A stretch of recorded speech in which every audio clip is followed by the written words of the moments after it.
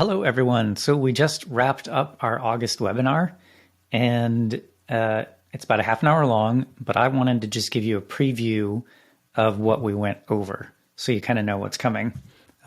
These are all just really quick snapshots. Adam and I go over these things in more depth through the webinar, but yeah, the preview of the preview, how about that?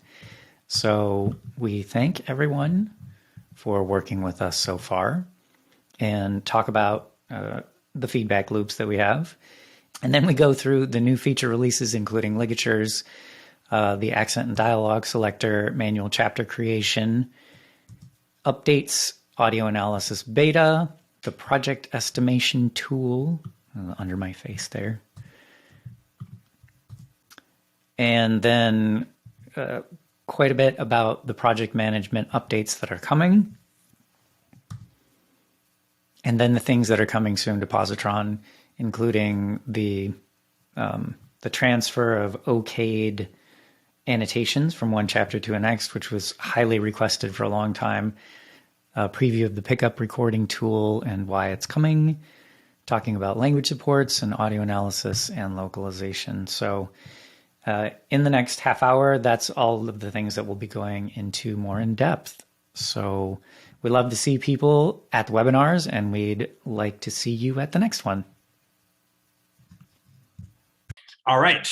So welcome to our August webinar. We haven't done one in a while for a couple reasons, and I'll get into that. Our team has been very, very busy working on one major feature that is going to be amazing, and it's going to really help, I think, solve a lot of problems in team communication and how a project flows through the audiobook process, maybe even more than some of our customers know that the problem exists. So I think it's going to really help. It's not ready yet, but I will talk about that in a little bit. I'm going to start with thanking you from our customers. We get a ton of really, really great feedback. And really, we honestly mean it, that even someone telling us that a feature sucks helps, because it does allow us to get better. It does allow us to improve things. One of the major features we're going to be talking about today is specifically from feedback we received in our last customer survey. So we really do value your feedback, and it really does, when you go and play around with what we have, if you do ever want a free trial of some of our features, script prep, if you've never used it, for example. I was on an APA call, and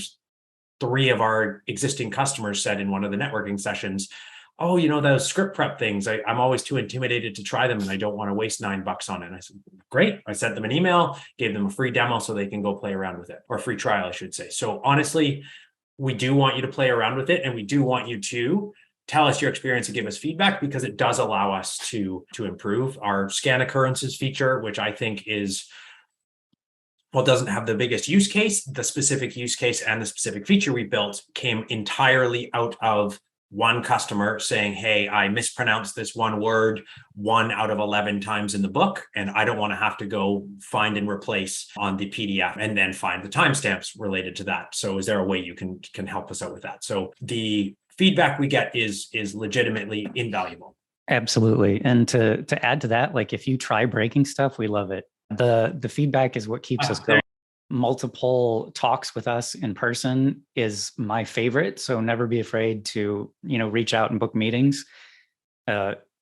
So much of what we see has come from conversations, even from the people like in this webinar right now. So I fully appreciate that, because the more thinking and breaking you guys do, the less I have to be creative about it.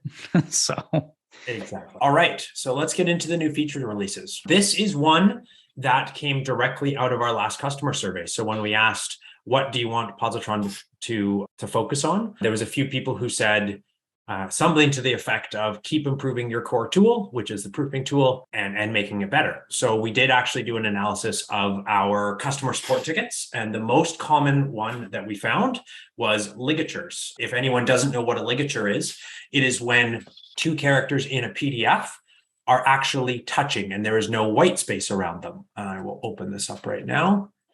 And whoops, that's the wrong one. I will open this up in a second, or maybe I won't. Anyways, while we're doing it live. And what it does is it means that Pozotron or any OCR tool cannot actually determine what that character should be in the script.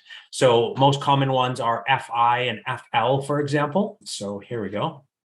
This is what I was looking for. So Ryan, can you see this, or are you just seeing the presentation?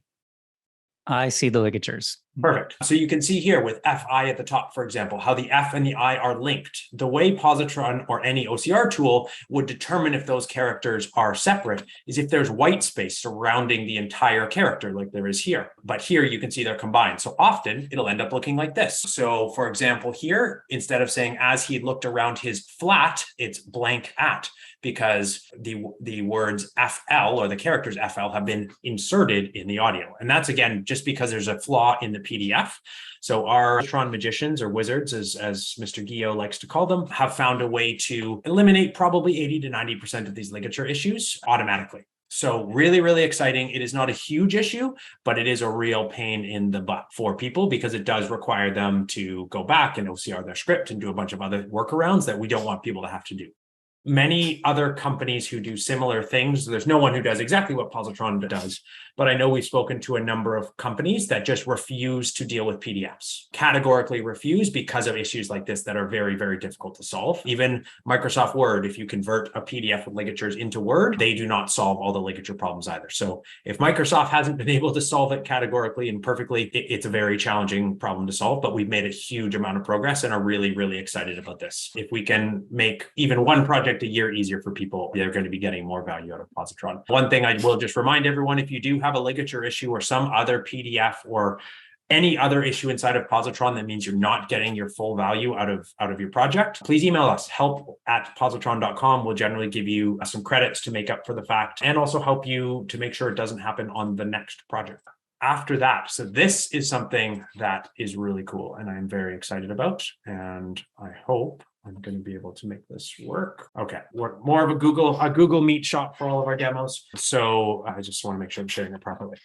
So we get a lot of questions about how to deal with accent and dialogue. Just open up the chat here. So Forvo, we are limited somewhat to what the APIs for each of these dictionaries offer us. We are working on adding more language options for Oxford. We do often get asked about Merriam-Webster, and we're working on it, but we need them to answer emails. But Forvo is very exciting because we found in an update to their API, you can actually choose the language you want the response to come from. So if you have a Spanish word inside an English book, you can change it to Spanish and just get the actual Spanish result. As well, you can get accents. So this is based on, because Forvo is essentially Wikipedia for pronunciations, you are able to say, okay, Forvo, I'm sending this word. I only want a response recorded by a Canadian or an Australian or an American. Unfortunately, they don't separate British. So you can get English, Scottish, Northern Irish, Welsh, and then New Zealand and South African. We are going to work at, for example, in Spanish, you can do Spanish or Castilian Spanish versus Latam Spanish. So these are all the kind of things we're trying to build in to really allow for dialects and accents to be good. So what I'm going to do here, you can also choose the sex of the speaker, any male or female. Now I'm going to click save, and I am going to do two very Canadian words, hockey, and I'll do out because everyone loves how Canadians say out. Wow, there we go. So here's a Canadian pronunciation of out. Out. Out. So this is a way that we'd love your feedback. Please go play around with this. But this is a way we're really working on getting more specific pronunciations automatically into your project to allow you to inform your acting even better. And a lot of that comes down to having the right accent, having the right dialect, having the right pronunciation. Just so everyone knows as well, if you do in the middle of a project want to change your pronunciation, you can just click up there, go to Oxford, and then click this little update research word button. And then it will re-research that. As you can see, it just changed here from Forvo to Oxford. Fantastic. Manual chapter creation. So for those of you who don't know, if there is something that you need to manually create a chapter on, you're just going to click that button and you're going to copy and paste your text. Let me just find some text here we can pull. Out of curiosity, I know we can edit it now. Can you type the text? Do you have to copy and paste, or is it typable now? There we go. So John, our script prep tools, which are pronunciation, character guide, and export marked up script and scan occurrences, are a flat fee. So that's per project based on what your proofing tool is. Ryan, could you just actually put a link to the script prep pricing in the chat? But it is anywhere, depending on what your proofing volume is, from $7 to $10 per project. But if you haven't tried it before, please send us a quick email to hello@pozotron.com and we'll give you a free demo and a free trial. And then you can actually edit this as well. So that is a new feature. Do I have it in the QC process too, or just in script prep? What do you mean, Trish? Could you put your hand up, Trish, and I can actually just elevate you to the stage and you can ask your question live if that's okay. Trish, I'm going to allow you to talk right here. Welcome, Trish. Join the party. Unmute. Maybe she doesn't want to. No, she put her hand up. She can't take it back now. I can't unmute. Okay. There we go. Woohoo! I couldn't get in. Okay. The question just was, when I'm actually going through and proofing in the QC process, but what you just explained, Ryan, whether I'm able to do that. Thank you. Okay, cool. I'm going to remove you. Bob. Go ahead, Bob. Do you have a question? You're on Pozotron Radio. No, I'm good. Oh, okay. Well then. He still had his hand up from earlier. Perfect. Okay. Lower all attendees' hands. There we go. All right. Audio analysis beta. So you've seen this just recently, likely. You can see when you upload an audio file, which of course I haven't done here. I'm going to have to switch. David joined us. Hey, David.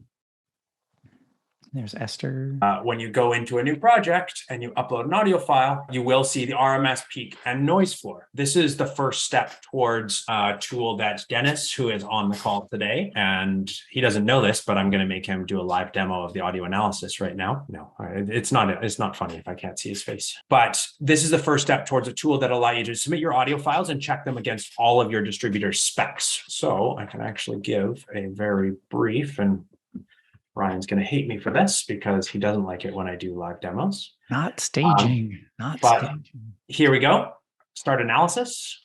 And you can test it against all the specs that you've put in. In the short term, it's going to do all your technical specs, starting with file name, file duration, bit rate, sample peak, true peak, RMS, noise floor, all of these things. The long-term future of this tool, though, is combining it with ASR. So an example of what I think could differentiate ourselves from similar products on the market would be the ability to actually make sure that the first words in your audio file are chapter number, chapter name, and make sure that spec is correct. Or you upload your sample and make sure that it tests against 500 different explicit terms and make sure that there's nothing that your distributor will bounce back saying you can't have that in your sample file. So some really powerful ideas that we have on the next phase of this, but to start with, it's just going to be able to easily test against preset distributor specs or also to test against some custom specs, whether you have some internal requirements for that.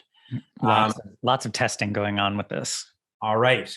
David H. Lawrence, the 17th. I am going to promote you. Oh, there, allowed to talk. Hello, David. We thought you weren't able to join, so really glad you can be here. Yeah. So the test of the audio, I'm hoping that you guys are going to make it clear that if people are proofing against raw waves as opposed to finished MP3s, 100%.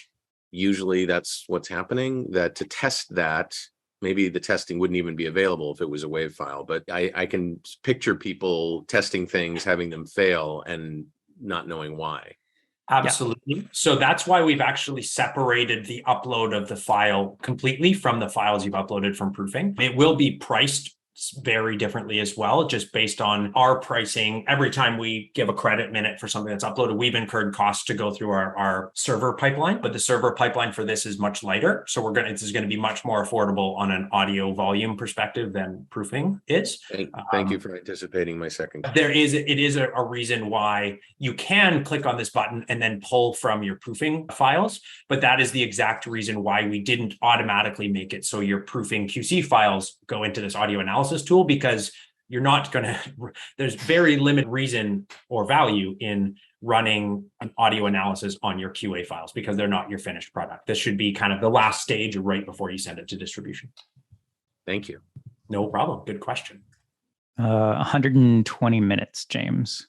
Or are you talking about so James asked, is there a file length limitation? Is that for analysis or just? That's a good question, actually. I don't know that I know the answer. Dennis, are you there? Is there a file length, if you can put it in the chat, I'm putting you on the spot. If you don't know the answer, that's okay. Is there a file length limit on the uploads, file length in terms of minutes and hours on an upload for audio analysis? You are able to determine with a custom preset on your test to say, look, I need it to be under 180 hours. Yeah, that's but a really good question. But I don't actually know from a technical perspective. It's around 2 hours. Okay. Thank you, Dennis. Well, we will work on that. That's something, to be honest, we hadn't thought about. So this is why we do this. Yep. Dennis, could you make a note and we can chat about that tomorrow? So really, so you're able to call, James. Yeah. You're able to set the preset to actually make sure that the file duration tests against something. But in terms of if your preset is 180 minutes and you can't actually upload a file longer than 120 minutes, that's going to be a problem. So we will get that dealt with. And that's why we release things in beta. Finally, the project estimation tool. So I know we've had a lot of questions about this. Go back to, I have a lot of different test accounts. Project estimation tool. So this is the first step for this. So you click here, this scans the number of words in your book and will automatically estimate approximately how long it will take you to do narration, approximately how long it would take you to do proofing, and approximately how long it would take you to do editing. All of these are based on industry standards, 3-to-1 ratio for narration, 1.5 to 1 for proofing, and 2 to 1 for editing. These are all industry estimates. These aren't science, but it also will take, I believe it's 95, base it off of 9,500 words in a finished hour of audio. Again, they're all estimates. However, this is a first step towards, as we get into the project management tool that I'm going to show you, actually measuring how long, when we do long form, not if, but when we do long form narration in Pozotron, to record a finished hour of audio, it will actually calculate how long it takes you to record a finished hour of audio in terms of person hours. How long it takes you, we could do this right now, and we are working on it, how long it actually takes you in terms of time to proof an hour of audio. And then these estimates will be real. They will be based on real data. And the next step from there is once you have that real data, we'll be building in a feature that'll say, okay, I've uploaded my script and there's however many, 100,000 words in the script. It'll do that math to say it will take you X hours of work to narrate this. And then you're able to say, I want to work no more than 4 hours a day. And then it will create a tool where you can actually automatically schedule that. You could say, I need to deliver it by, or you could say, I need to deliver it in 30 days. And then it can automatically build that work schedule up for you. So we are, full disclosure, a ways away from that. But that is the idea here, is that we're going to be able to really help on the scheduling side of things to make you more efficient. Yep. We want to give you all of the data possible to make the best decisions about everything you're doing. Exactly. As Ryan can attest, I am a big believer in the value of data, and we have a huge analytics tool that we use for all parts of our company. And we want to be able to give our customers the same information. Is that timing something we can put in or something it pulls from the manuscript itself? So Poppy, I'm assuming you're meaning here, this time here is directly from the manuscript. So, so it'll take the number of words. Oh, sorry, it is 9,300. It'll take the number of words in your script divided by 9,300 to give you the estimated finished hours the book will be. So this time it says 0.71 hours. Then it'll multiply that 0.71 hours, in this case, by a 3-to-1 ratio and give you that 2.12. So this 2.12 is 3 times 0.71. Hopefully that makes sense. Yeah, and we'll figure out how to make it so that you can adjust that eventually, but that's an iteration down the road. Okay, Poppy had her hand up first. Hi, Poppy. Go ahead and unmute if you have a secondary. Hello. Is that working? Yes. Hello. You are good. Brilliant. Thank you. And yeah, that is very helpful. And yeah, good to know that that's what's coming in the future. And I guess I'm just sort of seconding that will be quite a good thing to be able to adjust it, because I know that we deal with like a lot of manuscripts that have like huge extracts from the following book at the end, and we don't want that included in the runtime. You know what I mean? So yeah.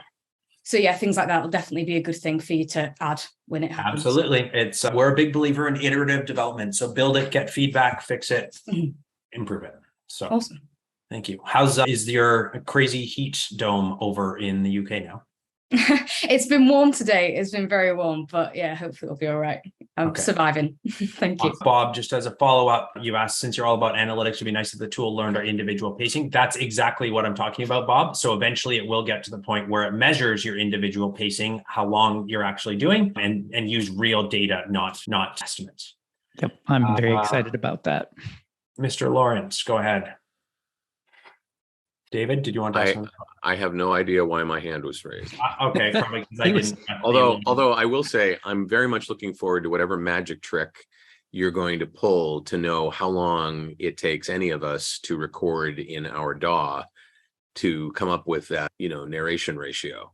Because I don't know how you're going to know that if we're uploading finished WAV files or edited WAV files. So there's two ways we're going to be doing it. One, if you're eventually, I'll be totally honest, our goal is to be able to allow people to do long form recording in Pozotron. However, not everyone will want to do that, completely understanding. There will be a manual way where you can essentially have if you really want to use this feature, have essentially a time, like a punch card, where you can say, start recording, end recording, how much I actually recorded, because that's the only way to do it. We won't be able to interface with the DAW that way, unfortunately, as much as it would be nice. But that's even for me, that's a bit too big brother. So tell Dennis. Dennis will do it.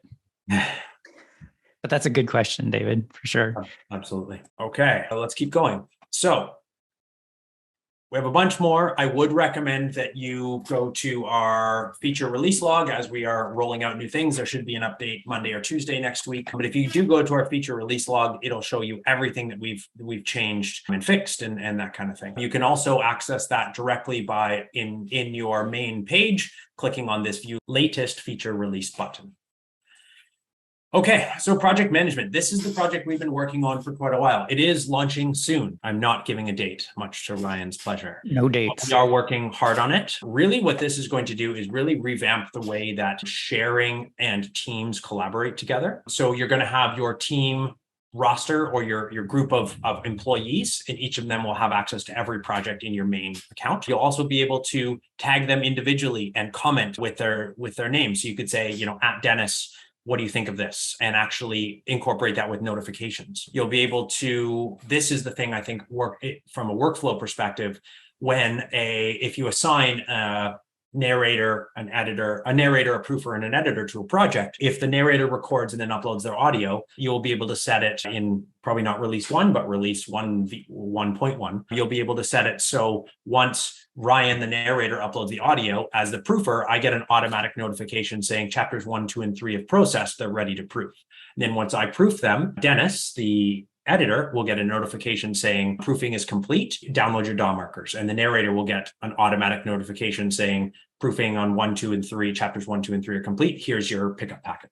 So the goal is we look at everything we do as a company is every time we can save you 2 minutes, even 30 seconds, it'll happen over and over and over again in a project. And by the end of a 7 or 10 hour book, it's going to be a ton of time saved. So that's the goal there. And then finally, you will also be able to create a narrator roster inside of Pozotron where you're going to be able to automatically share things, even if they're not an employee, but share things automatically. And with your narrators, assign multiple narrators to a duet or a multicast project. So you can actually, instead of tagging at narrator 1, at narrator 2, as you currently can, you'll actually be able to give individualized pickup packets by name to those narrators. Yep, even by chapter. It's pretty neat how it's laid out. Exactly. Okay, coming soon to Pozotron. This is almost done. So as some of you may know, we have an ability, or we have a policy where if you re-upload a chapter for a second QC pass, we will give you a 50% discount on that second re-upload. However, one of the things is if you've got 15 annotations in that first chapter and you okay 10 of them and only actually 5 of them are pickups to be fixed, when you re-upload that chapter, it'll still give you those 10 annotations again that you're going to have to go through and okay because you didn't need to fix them because you told Pozotron they didn't need to be fixed. So what this will do is when you re-upload a chapter, it'll give you a prompt to automatically okay the annotations in the re-uploaded chapter that you okayed in the original. So it's a big time saver from a workflow perspective. You're not going to have to duplicate work. So we're very, very excited about that. And I'm hoping that'll be released next week, if not soon thereafter. And great work by Gleb from our team, who I don't think is on the call while working on that. Very exciting. This is another big tool that we're working on, and it is what we're calling the pickup recording tool. It's not a very creative name, but you can see a little screenshot there on the right. This is from the screenshot that I made in PowerPoint, so it is not the actual development, but basically what it shows is when you send a pickup packet, click the red microphone to record your pickups. And so you can click on that, actually record your pickups, and then automatically, all part of that project management tool, automatically send those pickup files and the DAW to your editor. So very, very cool tool that we think will also streamline pickup recording and make it much easier and much simpler. Yeah. And if anyone has any comments about how to work with labeling, it's going to be lots of feedback from you guys about how you want them to be labeled or transferred or organized, things like that. Whatever the community comes up with is how it will work. So agreed. Yeah, and this will be one we will be very much releasing in beta for feedback and testing. But yes, David, that is the goal. Luckily, they being browser companies, have been doing some great work on web-based recording. We are training currently on the Norwegian language. We have a couple customers in Scandinavia that do Norwegian language, but leading up to the Frankfurt Book Fair, which is going to be our first post-COVID in-person conference or exhibition, we are going to be building a bunch more European languages in hopes of getting more support for our existing customers who record in other languages, and also selfishly growing our business throughout Europe, because audiobooks specifically in Scandinavia are exploding. Audio analysis tool, which I showed a demo of, which I'm very, very excited about. And then finally, Spanish localization. So very soon you will actually be able to, if you are a native Spanish speaker, you will be able to actually use Pozotron in terms of not just the audio, but the actual UI itself will be in Spanish. And then we will be doing other languages after that, but Spanish is the first run through. That is everything we had to show today. I'll go back to the last page, right here. So thank you very much, everyone, for joining. Do we have any more questions before we leave things off? This was a particularly informative webinar. And a ton of, we have a question. We do? Yes, John Burlinson, come on down. All right. Hi, guys. Can you hear me? Yes, hey, John, we can. yes, we Thank can. you. Okay. I did a project recently. I ran into a lot of problems with contractions and Mr., especially the word Mr., which appeared oodles of times. And Pozotron, took it back to me, Ister.